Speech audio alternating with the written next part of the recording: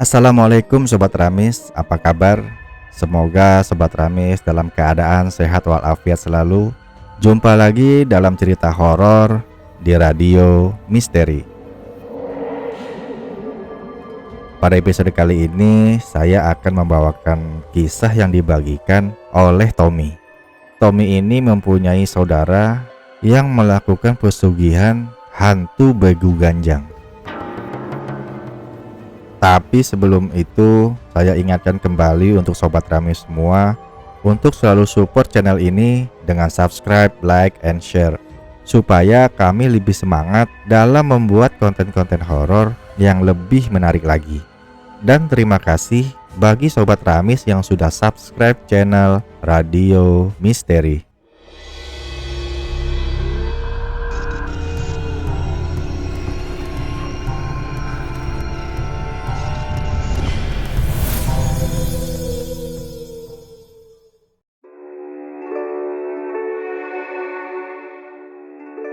Kisah kali ini, Tommy menceritakan sebuah kisah pesugihan begu ganjang yang dilakukan oleh saudara sepupunya. Tapi si Tommy meminta kepada tim kami untuk menyamarkan nama dan lokasinya. Jadi Sobat Ramis, untuk saudara sepupunya Tommy ini kita sebut saja namanya Pak Nelson.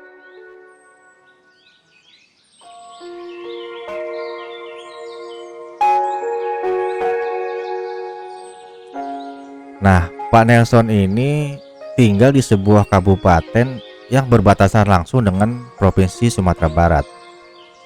Jadi, Pak Nelson dan istrinya ini mempunyai 4 orang anak, 2 orang laki-laki dan 2 orang perempuan.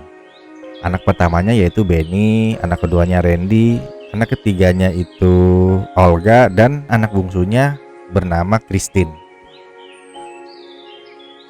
Jadi keseharian Pak Nelson itu bekerja sebagai kuli panggul di pasar. Jadi pekerjaannya itu membantu para pedagang untuk mengangkut barang-barangnya.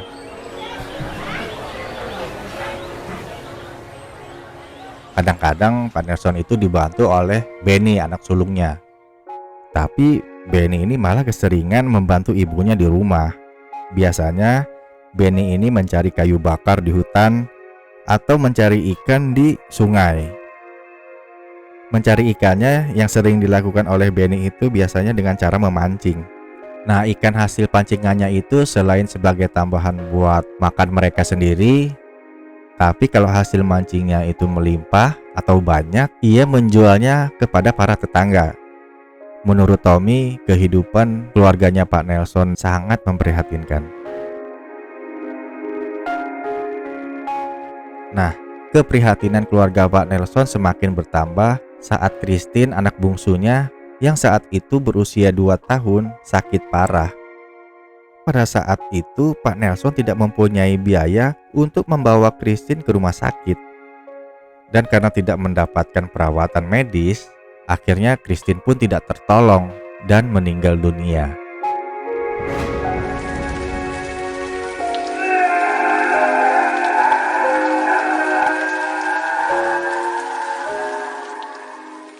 Padahal Pak Nelson itu sudah kesana kemari mencari pinjaman untuk mengobati anaknya tersebut. Namun sangat miris. Pada saat itu tetangga tidak ada yang memberikan bantuan hutang kepada Pak Nelson. Karena Pak Nelson sudah memiliki hutang yang cukup banyak kepada para tetangga.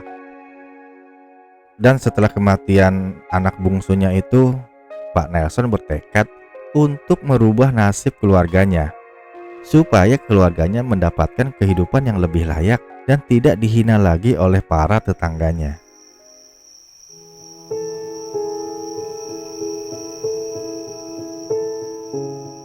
Terus pada suatu malam, Pak Nelson itu sedang merenung dan mencari jalan keluar untuk merubah nasib keluarganya. Dan tiba-tiba ia teringat dengan tulangnya atau paman dari pihak keluarga bapaknya. Tapi pamannya tersebut tinggal di luar kota walaupun masih di wilayah Medan. Entah kenapa Pak Nelson tiba-tiba ingin berkunjung ke rumah tulangnya tersebut.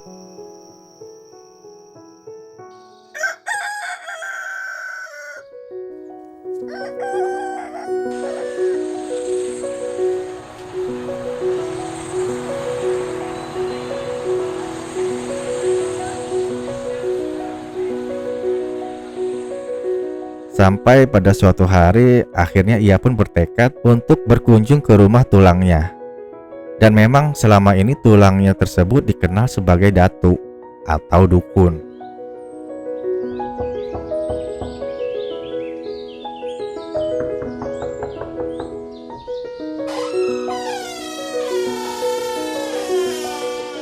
Setelah bertemu dengan tulangnya itu, Pak Nelson pun bercerita mengenai kehidupannya selama ini, di mana kehidupan keluarganya itu yang sangat memprihatinkan dan penuh duka. Tulangnya pun yang mendengarkan cerita tersebut sangat merasa iba terhadap keluarganya Pak Nelson. Sebagai seorang yang berilmu, Datu tahu apa yang harus diberikan kepada Pak Nelson untuk merubah nasib Pak Nelson dan keluarganya. Datuk pun menyarankan kepada Pak Nelson untuk menginap beberapa hari di rumahnya karena Datuk ingin memberikan sesuatu kepada Pak Nelson.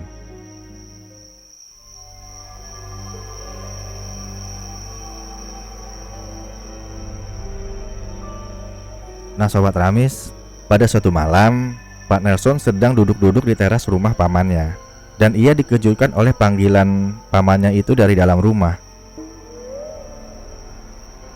Setelah ia masuk, ternyata pamannya menyerahkan sebuah benda yang terbungkus kain putih. Pak Nelson kebingungan dan menanyakan perihal benda tersebut kepada pamannya. Tapi pamannya tidak menjawab. Pamannya cuma bilang untuk menyimpan benda tersebut di tempat yang aman di rumah Pak Nelson. Dan pamannya tersebut mendoakan Pak Nelson mudah-mudahan hidup keluarganya berubah. Tapi ada beberapa syarat yang harus dituruti oleh Pak Nelson. Syarat yang pertama yaitu Pak Nelson dilarang membuka bungkusan tersebut. Dan yang kedua, dalam setiap 3 bulan Pak Nelson harus mengirimkan 1 ekor kambing ke rumah pamannya tersebut. Setelah mendengar pesan dari pamannya tersebut, entah kenapa Pak Nelson tiba-tiba merasakan merinding yang sangat hebat. Dan seketika rumah pamannya tersebut menjadi dingin dan dibarengi oleh suara angin yang bertiup kencang di luar rumah pamannya tersebut.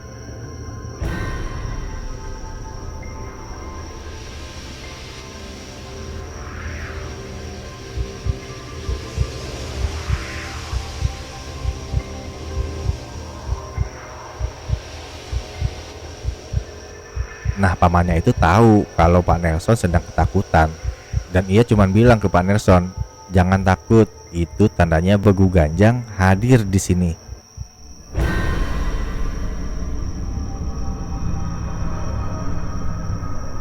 Dan bersedia ikut dengan Pak Nelson.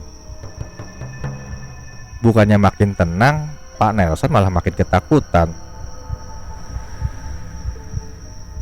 Melihat Pak Nelson makin ketakutan, pamannya pun malah marah. Karena ini satu-satunya jalan untuk merubah nasib keluarganya Pak Nelson. Dan akhirnya Pak Nelson pun mau tidak mau menerima benda tersebut dan menghilangkan rasa takutnya itu.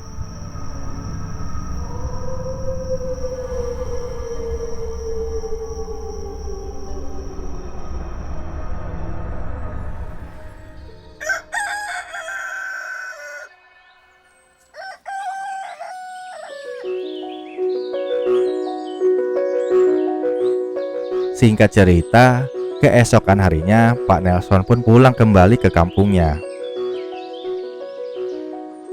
Setibanya di rumah, ia pun langsung meletakkan bungkusan kain yang diberikan oleh pamannya itu ke dalam peti kayu dan diletakkan di atas lemari. Sebenarnya Pak Nelson tidak merasakan ada suatu perubahan baik pada diri Pak Nelson ataupun rumahnya. Pak Nelson merasakan semua berjalan biasa-biasa saja. Dan perihal bungkusan tersebut, Pak Nelson tidak menceritakan kepada istrinya ataupun anak-anaknya.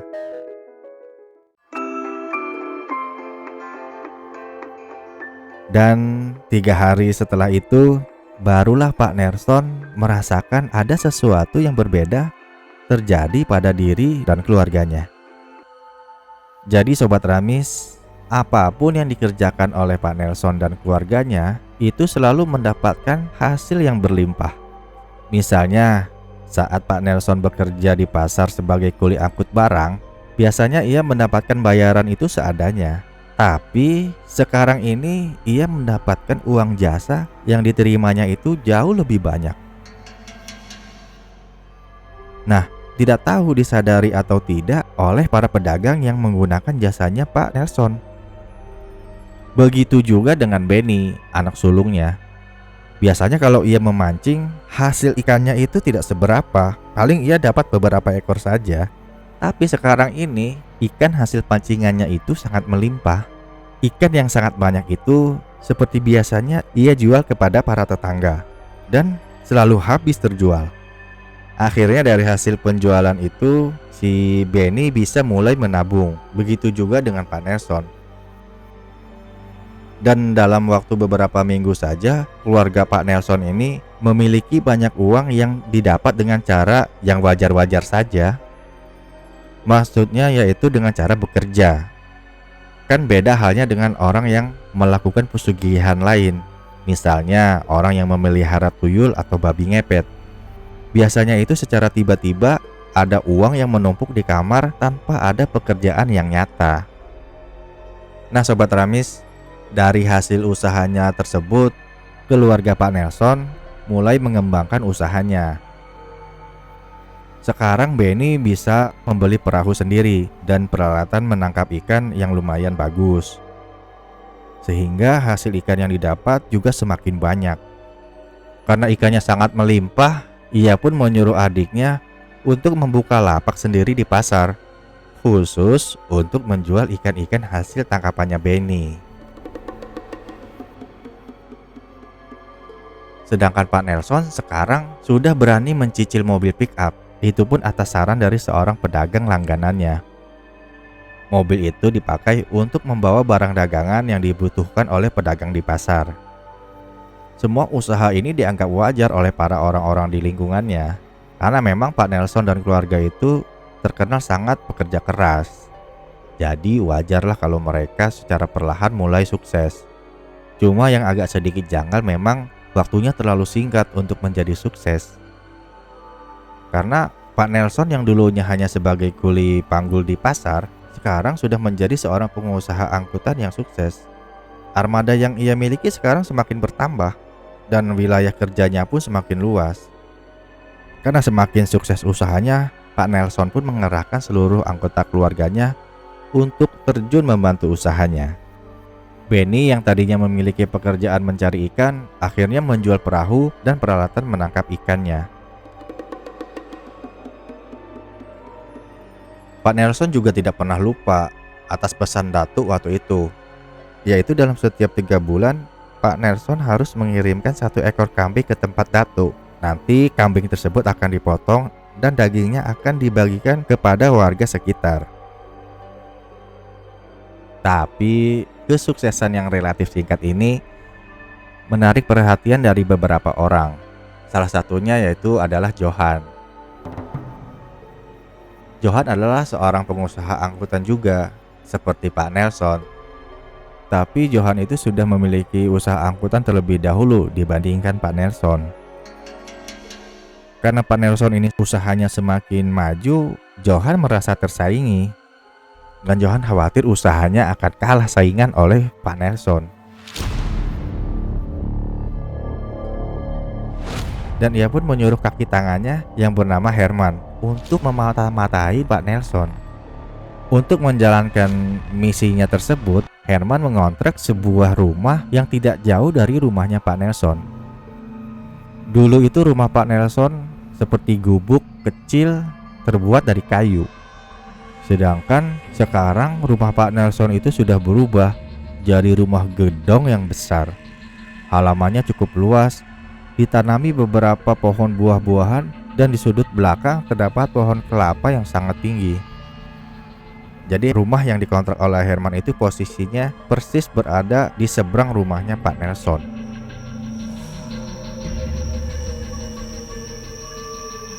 Pada suatu malam, Herman sedang bersantai di teras rumah kontrakannya sambil sesekali memandang ke rumah Pak Nelson.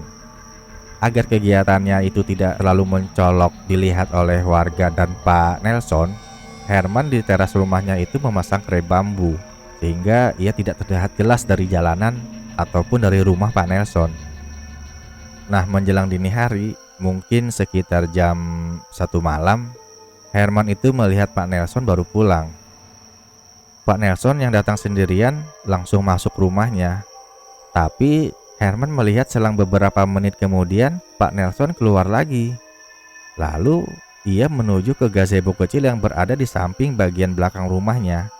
Lebih tepatnya berada di bawah pohon kelapa.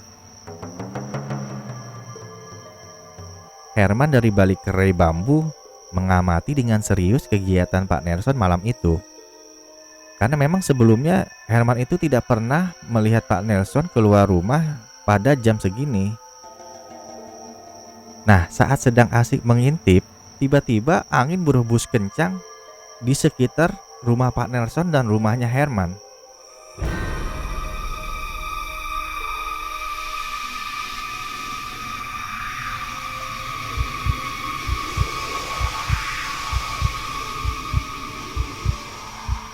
Anginnya itu sangat kencang membuat pepohonan bergoyang ke sana kemari. Herman yang kaget langsung menundukkan badannya ke teras. Karena memang anginnya itu betul-betul sangat kencang.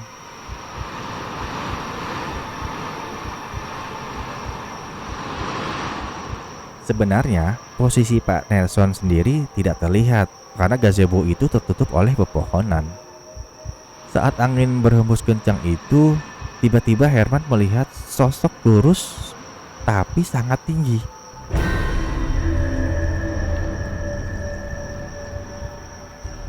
Dan sosok itu turun dari atas pohon kelapa. Tapi cara turunnya itu menurut Herman sangat aneh. Karena tidak seperti orang biasa yang turun dari pohon, melainkan seperti orang melayang dari pucuk pohon ke tanah. Dan setelah sosok itu berdiri, ternyata sangat tinggi. Karena hal ini terlihat dari posisi kepalanya yang hampir sama dengan atap rumah. Sosok itu berwarna hitam dan berbulu. Rambutnya sedada dan berantakan. Tapi wajahnya tidak kelihatan karena memang gelap.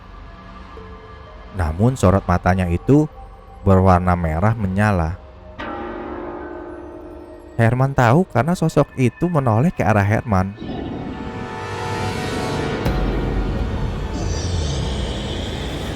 Seketika Herman langsung terkejut dan gemetaran badannya saat makhluk itu melihat ke arahnya Herman. Nah, badannya Herman itu jadi lemes.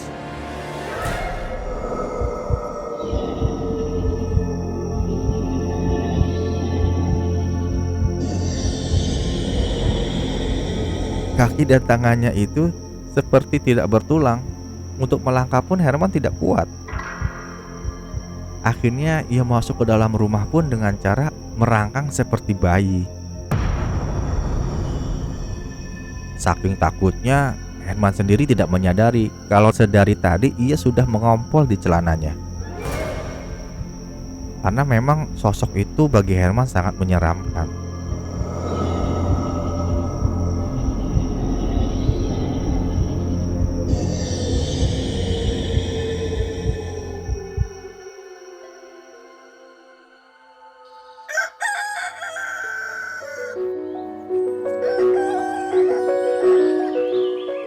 Singkat cerita, keesokan harinya Herman buru-buru melaporkan kejadian tersebut kepada Johan.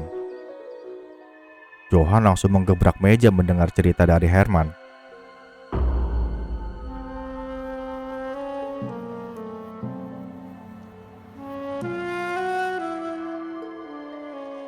Ia terlihat sangat marah sekali.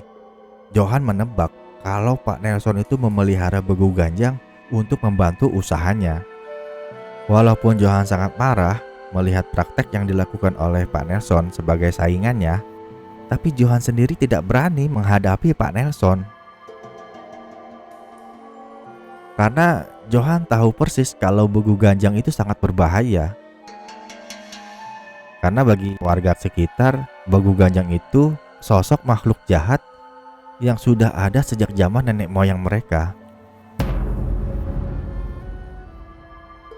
Nah Sobat Ramis, dan Johan pun mencari akal bagaimana agar usaha dan keluarga Pak Nelson itu hancur. Karena menurut Johan, sosok Bagu Ganjang itu tidak bisa dilawan dengan cara goib. Sebab Bagu Ganjang adalah setan terkuat dalam kepercayaan orang kampung sekitar. Akhirnya Johan mendapatkan ide untuk menghancurkan usaha dan keluarganya Pak Nelson. Dan ia memerintahkan Herman untuk menyebarkan informasi atas perbuatan jahat Pak Nelson. Dan menurut Tommy, berita tentang Pak Nelson memelihara Bagu Ganjang sangat cepat menyebar dari mulut ke mulut ke seluruh warga kampung. Apalagi ditambah dengan isu-isu yang menghubung-hubungkan dengan kematian warga yang meninggal secara mendadak dan tanpa penyakit yang jelas. Serta ditambahin lagi dengan isu-isu beberapa kematian bayi yang baru dilahirkan. Sehingga berita tersebut menambah suasana semakin mencekam. Setelah berita itu menyebar luas di masyarakat, akhirnya kaki tangan Johan memberikan masukan agar Pak Nelson dan keluarganya dihukum secara adat atau diusir dari kampung mereka.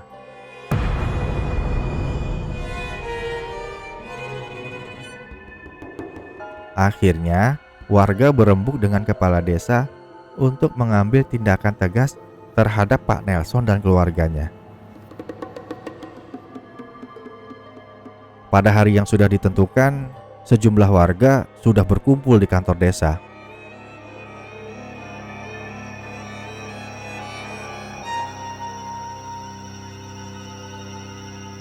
Berdasarkan cerita Tommy, warga pada saat itu sangat banyak sekali. Mungkin ada ratusan lebih warga yang berkumpul di kantor desa tersebut. Akhirnya ba'da Isya, mungkin sekitar jam 7-an, bersama kepala desa, mereka pun bergerak menuju ke rumah Pak Nelson.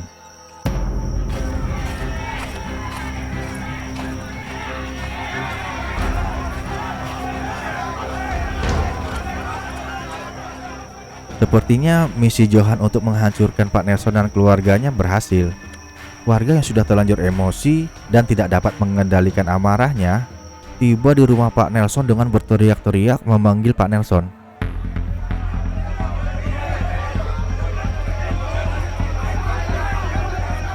Pak Nelson yang mendengar teriakan itu akhirnya keluar dari rumahnya, dan Pak Nelson pun sangat kaget ketika melihat massa yang begitu banyak dan penuh emosi berkerumun di depan rumahnya.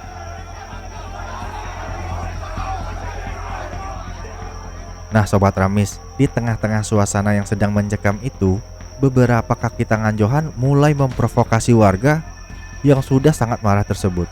Tanpa pikir panjang, warga pun mulai merusak rumah Pak Nelson.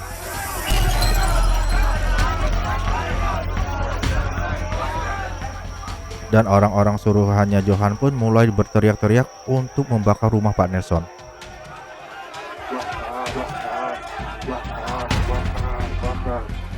Dan ternyata tanpa sepengetahuan warga, anak buahnya Johan itu sudah menyiapkan beberapa drijen bensin.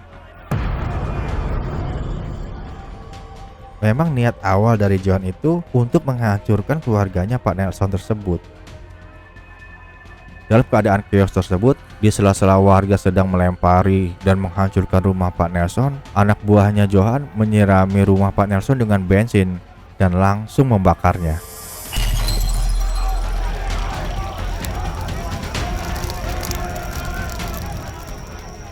Seketika api langsung berkobar menyelimuti seluruh rumah Pak Nelson.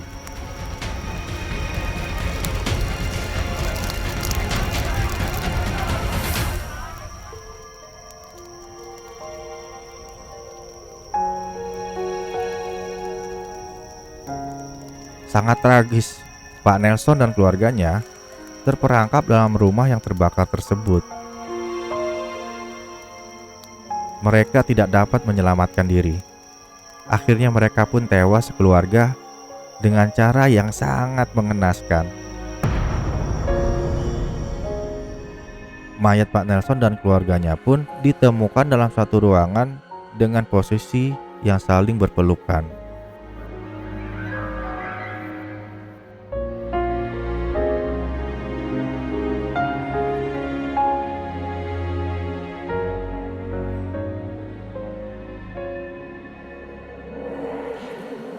Sementara itu, begu ganjang yang dipelihara oleh Pak Nelson kembali kepada Datuk.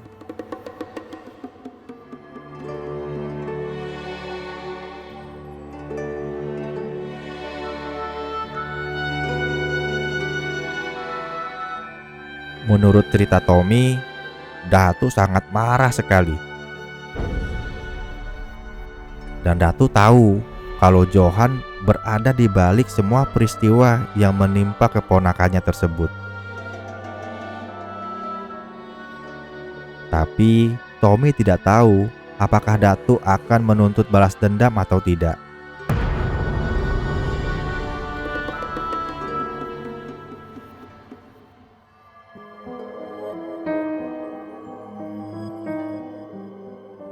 Nah Sobat Ramis, itulah cerita tragis yang dialami oleh keluarga Pak Nelson.